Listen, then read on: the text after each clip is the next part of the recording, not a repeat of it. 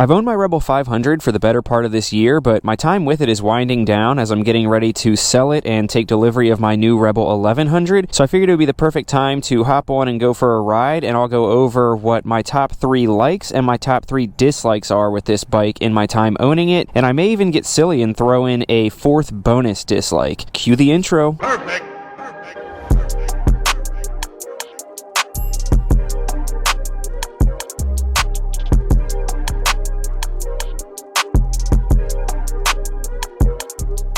Alright, now before we get started, quick little shameless plug. If you found this video and you're watching it, then obviously you like motorcycles, and I'm sure you like the Honda Rebel as well. So make sure to go ahead and subscribe to my channel if you haven't already. I got tons of motorcycle content, most of it revolving around the Honda Rebels. I just checked recently, and literally less than 10% of my views come from people who are subscribed to me. So that means that lots of you guys who are watching aren't subscribed, and you're missing out on a lot of good content. So if you like what you see today, make sure to go ahead and hit that subscribe button, and we will jump right into it.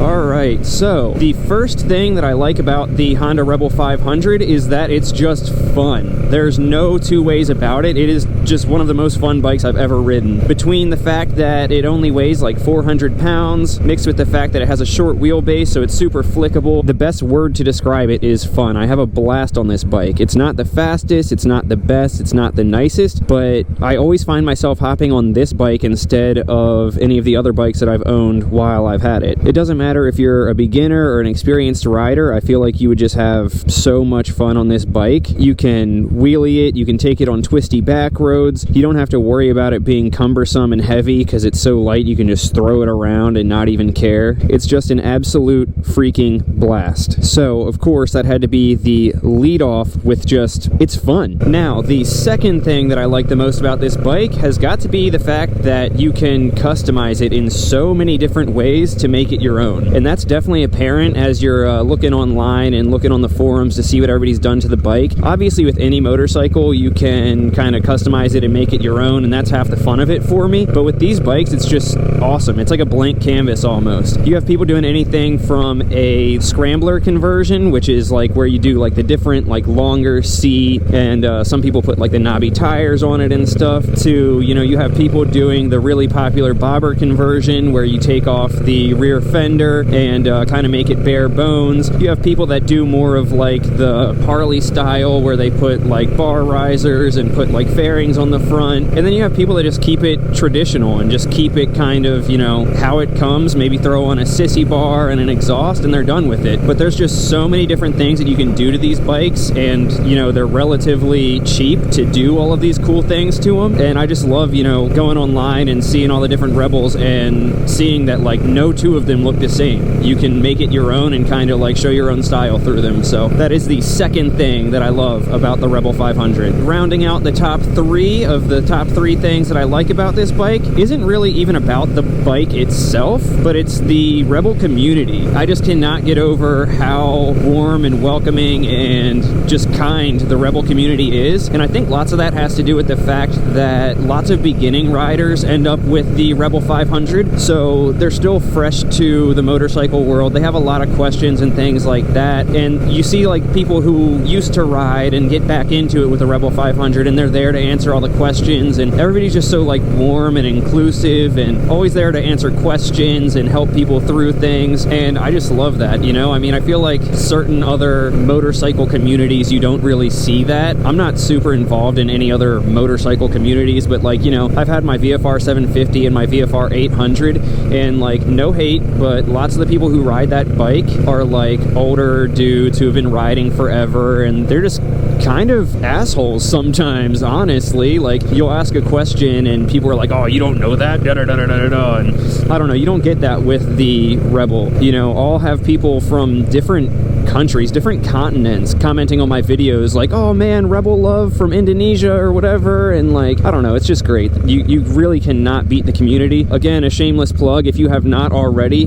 hop on Facebook and join the group called Honda Rebel 300 and 500. Make sure you sign up for that. I think there's like 17,000 members already, so you can use that as a great resource to learn more about the bikes and meet people who have them, see what they're doing to them, and kind of see what all the fuss is about when I say how great the community is. So that rounds out the top 3 likes of this bike. The first is that it is an absolute blast. The second is that there are so many different ways to customize the bike to your own liking. And the third is that the community is just unbeatable. And now what you've all been waiting for, my top 3, maybe 4 dislikes of the Rebel 500. Of course, if you're considering buying one of these, you want to know the faults that it has, and you want to know the reasons why you shouldn't get it, so that's kind of what this list is going to be. And the first one was a no-brainer for me. It's the bike suspension. I hate the suspension on this bike. The front suspension is super soft, and that's not necessarily terrible, but the main concern for me is the rear suspension. It is just so inadequate. It just jars you.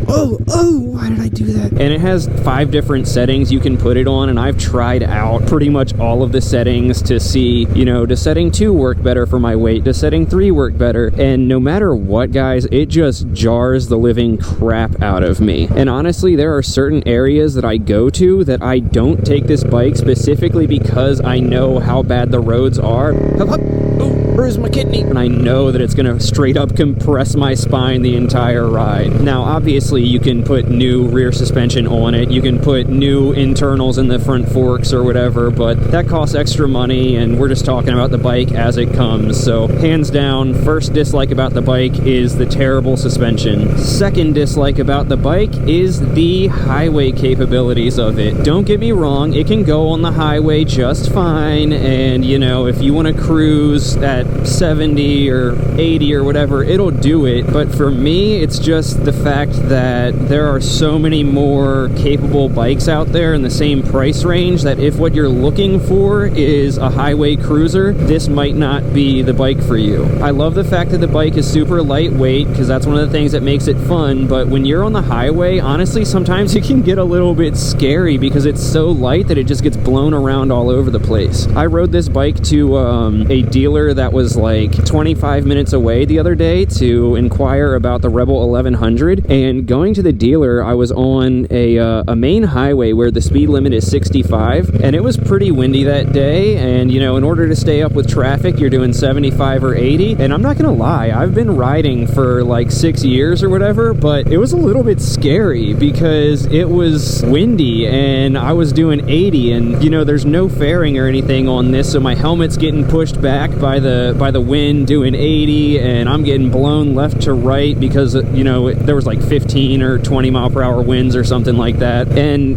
it was a little intimidating for me. So I couldn't imagine being a new rider and getting blown all over the place like that. It's not so much of like a power issue. It has enough power to do it. It would feel, you know, safer if it had more power to get out of situations and things like that, but it's absolutely doable. It's just between, you know, getting blown all over the road and, you know, if you're doing 70 and you hit a big bump out of nowhere, that suspension just jars you, like I was saying, and it just gets a little sketchier than I would like it to be. So, like I said, second thing that I dislike about the bike is the highway capabilities of it. Now, the third and final thing that I dislike about this bike is that lots of the aftermarket parts are just cheap. And I know I said that I like the fact that you can customize these bikes, and I stand by that, but the issue is that lots of the parts for these bikes come from overseas. They're made in Thailand or wherever, so the quality control I feel like just isn't there. On the bright side, you can get the parts for pretty cheap, but on the downside, you know, like lots of like the fender delete kits where you get like the shorter fender are like cheap plastic. The headlight covers are super cheap plastic that people have had melt before just from the heat of the headlight. Lots of the exhaust is just,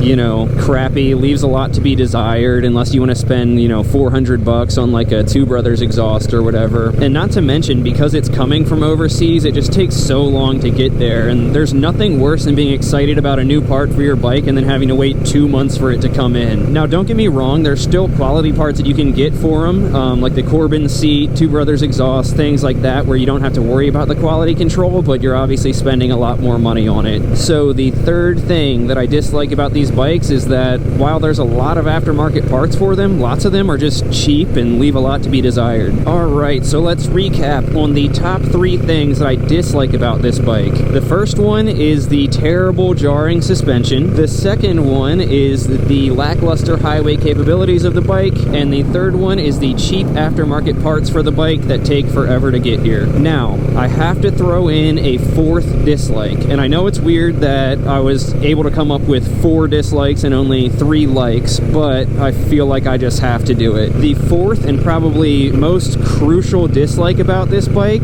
is the fact that I can't keep it when I get the Rebel 1100. I love this bike so much. It is so fun, and I'd be lying if I said that part of me wasn't worried that when I get the Rebel 1100 that maybe it'll be less fun than this bike and I should have held on to it. I mean, this bike is just a blast. It's so much fun. I love just getting on and riding and not having to worry about anything. It always works exactly how it should and just puts a smile across my face. So it might seem like a cop-out, but the 4th thing that I dislike about this bike is that I can't keep it and I can't have more of them.